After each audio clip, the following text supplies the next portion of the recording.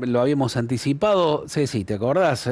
Vamos a hablar de lo que le han pedido los obispos de Estados Unidos al presidente Joe Biden, que está terminando su mandato el próximo 20 de enero. Los obispos, la Conferencia Episcopal Norteamericana, le pidió a Biden que perdone la vida, lo vamos a decir así, a 40 personas, 40 hombres que están condenados a muerte y esperando ser ejecutados. Sabemos que esto lo permite la ley federal en Estados Unidos y también la ley de varios estados de Estados Unidos, algunos de los cuales, como Texas, por ejemplo, tiene récord de personas ejecutadas. En esta petición, los obispos consideran que Biden tiene una oportunidad extraordinaria, dicen, para promover la causa de la dignidad humana, conmutando todas las penas federales de muerte por penas de prisión y perdonando la vida a los 40 hombres que actualmente se encuentran en el corredor federal de la muerte. Incluso en el sitio web de la Conferencia Episcopal Norteamericana hay allí una posibilidad de que de firmar y de acompañar esta petición que están haciendo los obispos. Es interesante hablar de este tema porque no son pocos los sectores que en el mundo y en nuestro país también, a veces ante delitos graves, violencia extrema, bueno, hay quienes sostienen que la respuesta ante esas cuestiones tiene que ser la pena de muerte, la implantación de la pena de muerte. El Catecismo de la Iglesia Católica dice otra cosa. Vamos a hablar de este tema con Monseñor Pedro Torres, obispo de Rafaela, muy querido por nosotros desde siempre. Querido Padre Pedro, ¿cómo estás? Buen día, gracias por la espera allí. Buen día y la alegría de estar celebrando también los 30 años de Radio María. Yo me acuerdo de los comienzos, participado en algún programa, creo que en el año 97. Desde entonces estamos vinculados, así que una alegría y también la cercanía de la Navidad, ciertamente. Así es, Padre. Bueno, gracias por hacerte siempre un tiempito para nosotros. Te buscamos porque, bueno, tus estudios en teología moral, seguramente alguna vez debes haber seguido un poco el recorrido de la actualización, la renovación que ha tenido el magisterio de la Iglesia en este tema de la pena de muerte, ¿no? Recuerdo alguna vez haberlo estudiado en la escuela de periodismo cuando veíamos teología, el magisterio de la Iglesia. Claro, siempre salía y decía, bueno, Santo Tomás decía que la pena de muerte era una posibilidad. Sin embargo, ese conocimiento, ese discernimiento de lo que Dios quiere ha ido modificándose, Padre. A ver, una cosita te agrego a lo que diste como información. Sí. El Papa Francisco en el Ángelus del domingo pasado hizo referencia a este pedido y decía que creía que eran 13 los pedidos de indulto. En realidad, el episcopado pidió por 40, pero vale la pena saber que ayer, en la presentación del mensaje para la paz, con motivo de la Jornada Mundial de la Paz, una religiosa que está en uno de estos organismos que defienden la vida, dijo que hay 25.000 personas en el corredor de la muerte, en los 55 países que tienen habilitada la pena de muerte, y no se sabe en los lugares donde no hay registros, ni tampoco juicios, ni... Bueno, un detalle es que la Iglesia, recogiendo incluso hasta la ley del talión, el ojo por ojo, diente por diente, que es una cosa del Antiguo Testamento, de las culturas orientales, que le ponía un límite a la pena, la Iglesia reconocía en cierto tiempo que el orden público, hay tiempo que no era el Estado, tenía el derecho a la legítima defensa de la sociedad, y como la legítima defensa también implica defender mi vida frente a un agresor injusto, podía estar esta posibilidad de la pena de muerte. Vale la pena recordar que incluso siempre ha estado en discusión. San Ambrosio sale al paso, por ejemplo, en un comentario diciendo que el juez que aplicara la pena de muerte no podía entrar a una iglesia por un año. Digo, aún siendo legítimo, la iglesia siempre ha tenido en discusión. eh, como posibilidad estaba sobre todo en el magisterio hasta Pío XII. Después de Pío XII ningún papa ha defendido esta posibilidad como tal, aunque se consignó por escrito. Una anécdota, en 1970, cuando el Papa Pablo VI hizo su viaje a Manila, recibió una puñalada en el costado y al volver se dieron cuenta que había pena de muerte en Italia. Y él pidió que se suprimiera, eso se supo después de su muerte. Y porque se suprimió la pena de muerte a quien atentara al Papa, salvó su vida aliaca cuando atentó contra Juan Pablo II.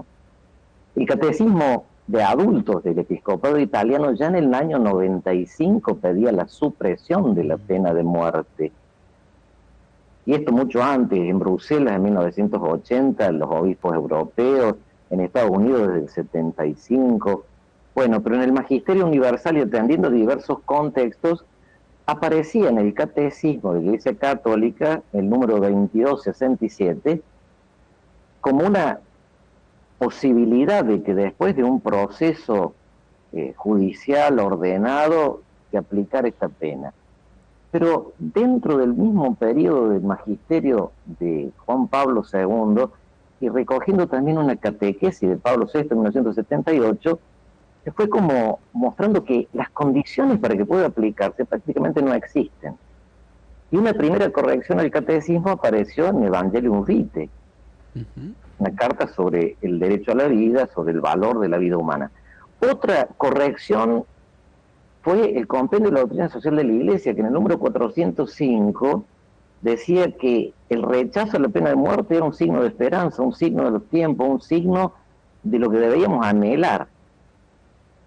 Y esto, en un proceso de crecimiento de conciencia, dicen algunos, no de doctrina, en el 2018, el Santo Padre, Papa Francisco, envió un documento corrigiendo el párrafo 267 del Catecismo, diciendo que aunque durante mucho tiempo el recurso a la pena de muerte por parte de la autoridad legítima, después de un debido proceso, fue considerado respuesta apropiada, ya no lo hay, ya no lo es. Dicho esto, notablemente, el Papa en Fratelli Tutti, 2 años después, envió una carta a los obispos con motivo de esto en el 2020, firmada por Monseñor Ladaria, de la Congregación de la Doctrina de la Fe.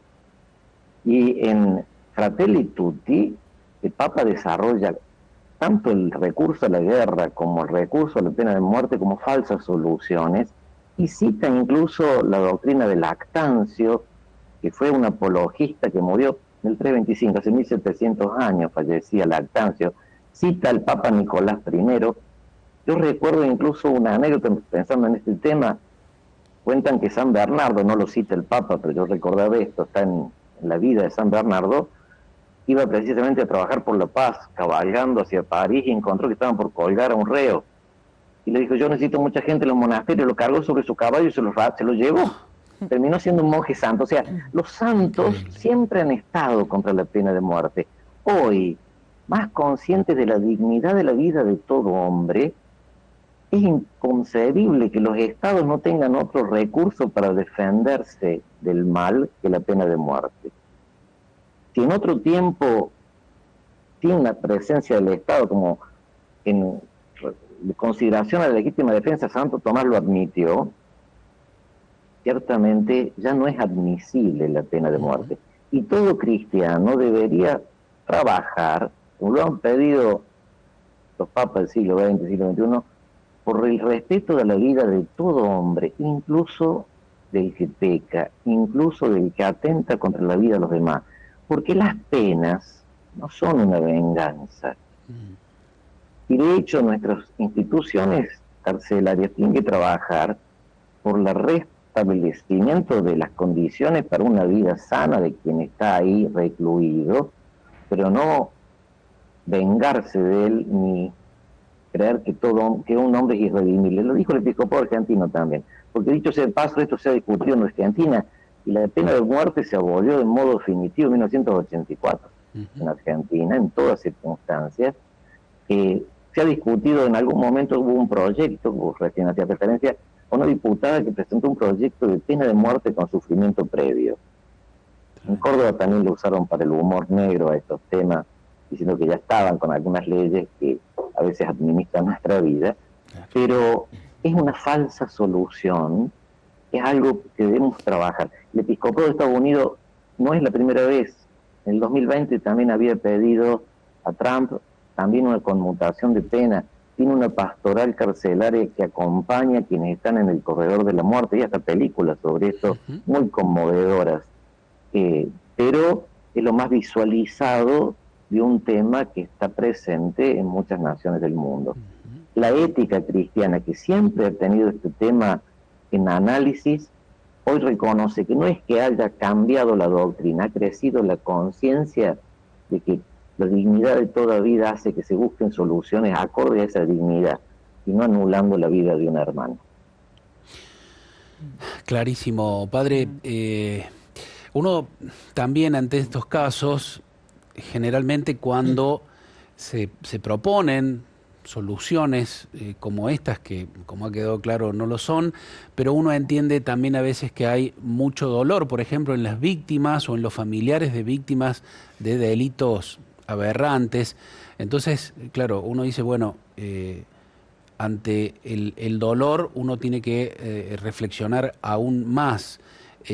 Muchas de los familiares de víctimas a veces caen en esto, ¿no? De pedir, a veces con sed de venganza más que de justicia en este pedido, ¿no?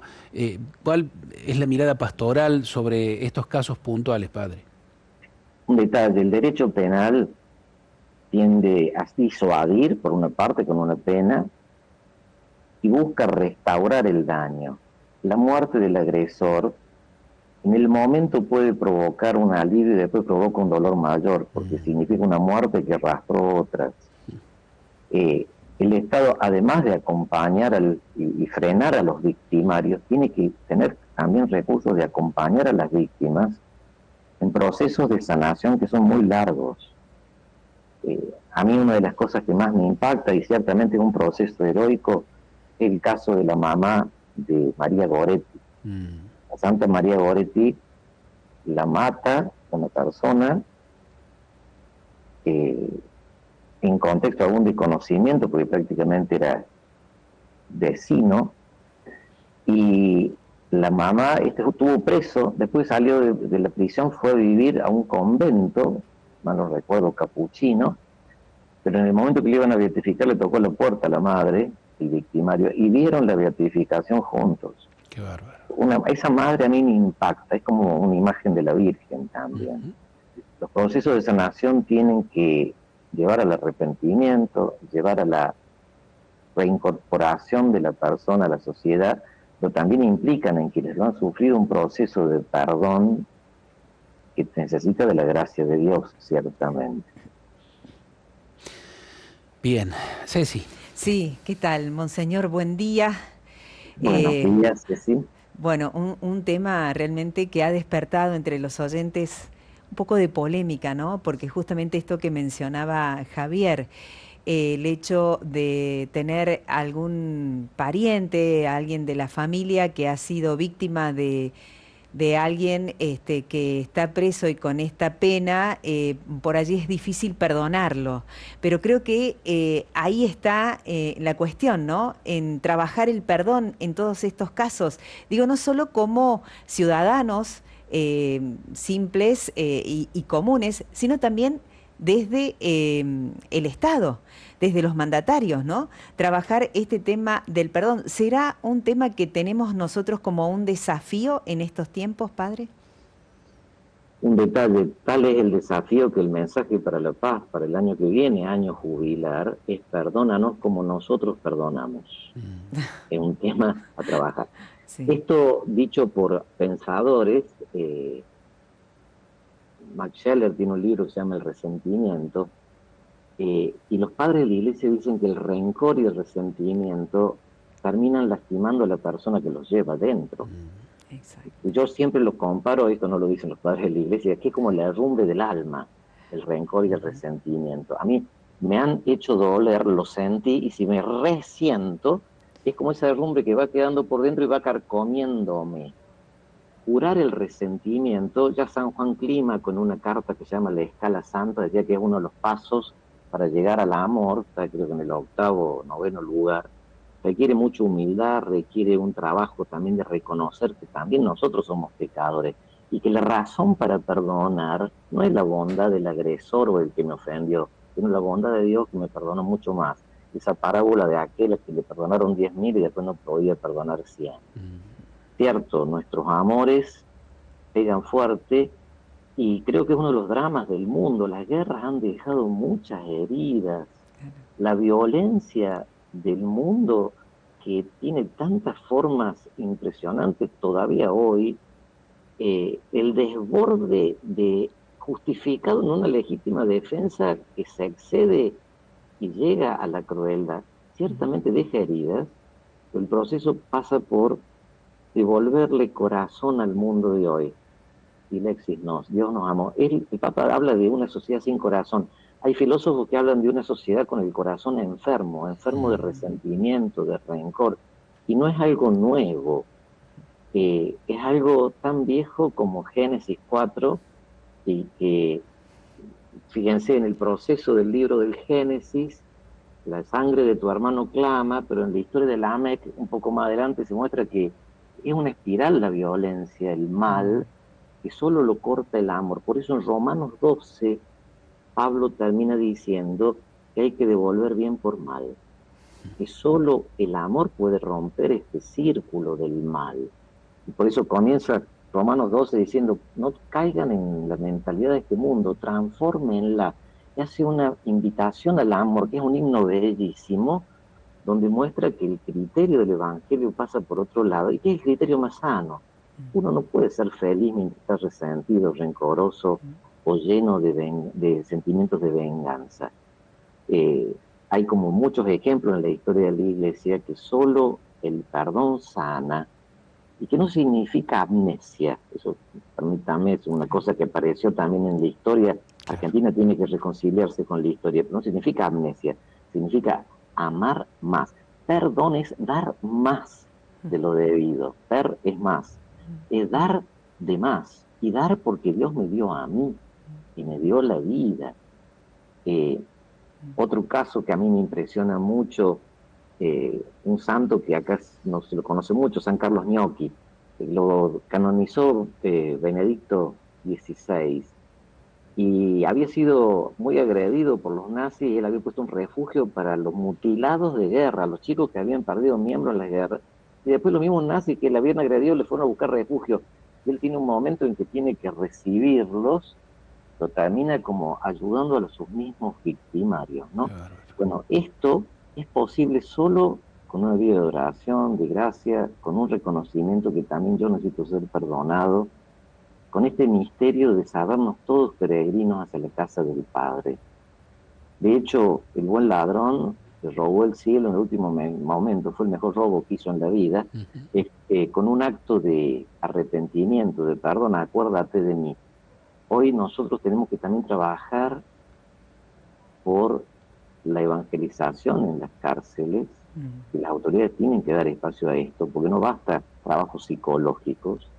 Hoy tenemos que trabajar por sanar las heridas de una sociedad argentina y mundial, donde la violencia del siglo XX y el comienzo del XXI han dejado huellas inmensas.